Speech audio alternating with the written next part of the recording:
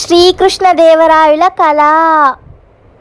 Hi friends, welcome back to our channel DS kids. ఈరోజు నేను మీకు ఒక మంచి కథ చెప్పడానికి సిద్ధంగా ఉన్నాను. ఆ కథ ఏంటో వినడానికి మీరు సిద్ధంగా ఉన్నారా? అయితే కథ మొదలు పెడుతున్నా, వినండి. అనగనగా ఒకరోజు శ్రీకృష్ణదేవరాయలకి ఒక కళ వచ్చింది. ఆ కళ ఆయనకి చాలా నచ్చింది. ఏంటి అంటే ఆ కళలో ఆయనకు ఒక సుందరమైన భవనం కనిపించింది. ఆ భవనం ఉత్త భవనం కాదు, ఇక ఆ గాలిలో ఎగిరే భవనం. ఆ భవనం ఆయనకి ఎంతో నచ్చింది. గాలిలో తేలుతూ చుట్టూ దీపాలతో ఆయనకు ఆ కళ చాలా నచ్చింది. ఆ కళ ఆయనకి నిజం చేసుకోవాలనే కోరిక బలంగా పట్టుకుంది.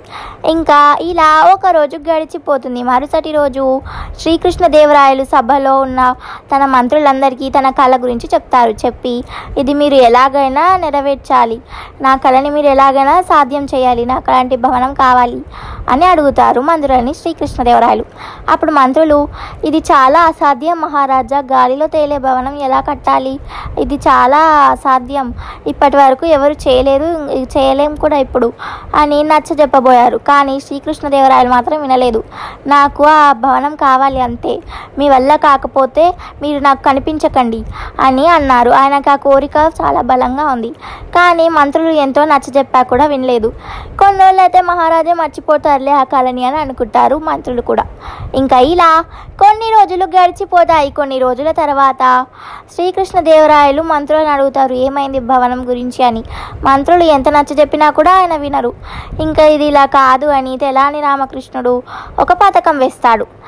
ఇలా ఒక రోజు గడిచిపోయింది. మరుసటి రోజు సభలోకి ఒక వృద్ధుడు వస్తాడు.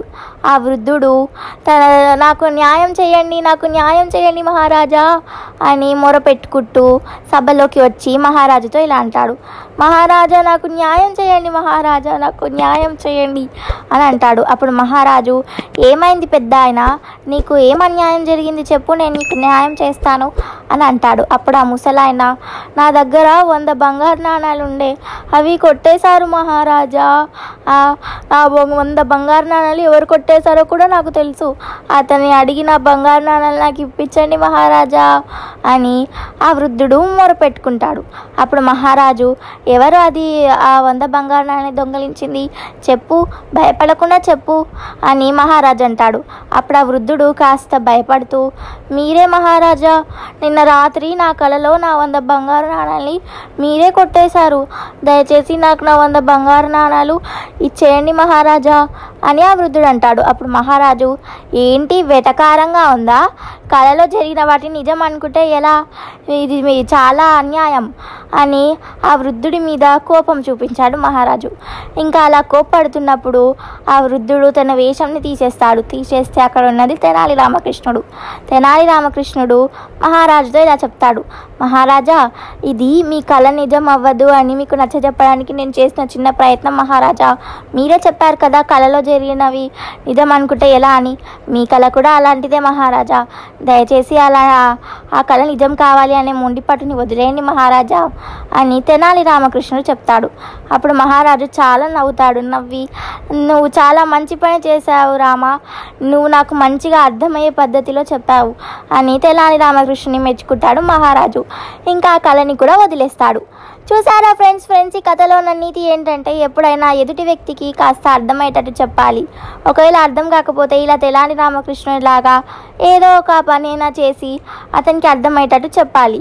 తెలివిగా ఆలోచించాలి. ఎప్పుడు అలా ఆలోచిస్తే మనకి సాధ్యమైనంత వరకు విజయం దక్కుతుంది. ఓకేనా ఫ్రెండ్స్? ఈ స్టోరీ మీకు నచ్చితే లైక్ చేయండి, చాలామందికి వినిపించాలంటే షేర్ చేయండి.